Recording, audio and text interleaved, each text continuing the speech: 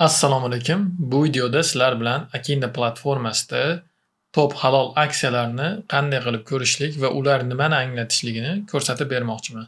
Top halol aksiyalar bu yerda ko'rib turganingizdek barcha sektorlarni berib qo'ygan. Top halol aksiyalarda, ya'ni barcha halol bo'lgan aksiyalarni reytingi bo'yicha eng topga chiqarib beradi. Mana bu yerda ko'rishimiz mumkin. United States Lime yana nimadir kompaniyasi va Tidewater, Expand Energy Corporation yana boshqa ma'lumotlarni ko'rishimiz mumkin. Va bu yerda yana bemalol asosiy materiallar, ya'ni aloqa xizmatlari, undan tashqari energetika, moliyaviy xizmatlar mana bu yerda ko'rishligimiz mumkin. Mastercard, Visa va yana boshqa kompaniyalarni bemalol mana bu joyda ko'rishligimiz mumkin va ularni xohlaganini o'zimizni portfoliyomizga qo'shib olishligimiz mumkin. Mana bu joyda plus belgisi qilinadi va qaysi portfelni investitsiyalarim degan portfel va bu yerda nechta olmoqchiman Visa kartdan, to'g'ri Masterdan 0.5 ta aksiyani sotib olmoqchiman.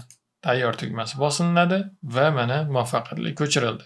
Mening portfelim bo'limiga o'tamiz va bu yerda mana Mastercard qo'shilganligini ko'rishimiz mumkin. Ya'ni bu yerda halol aksiyalarni sektori bo'yicha ko'rishligimiz mumkin va ana shu sektorda reytingi bo'yicha eng yaxshilari saralangan bo'ladi va u yerda mana ko'rib turganingizdek tablitsa ko'rinishida keyingi sahifalarga ham bemalol o'tib ko'rishligingiz mumkin. Barcha sektor, agarda moliyaviy sektor qilsak bu kamayadi, ya'ni taxminan 40 tacha bor ekan. Mana bu joyda yana ko'paytirishimiz mumkin. Bitta sahifada 20 talab ochilinadigan qilishligimiz mumkin.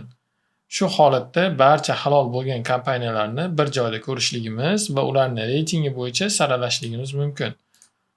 Shu holatda o'zingizga kerakli bo'lgan eng yaxshi halol bo'lgan aksiyalarni turli xil sektorlardan yig'ib olishingiz ham mumkin. Bu video mana shu top halol aksiyalar nimaligi va u yerda qanday u bo'limdan foydalana olishligingiz to'g'risida edi. Akindani tanlaganingiz uchun hammangizga kattakon rahmat.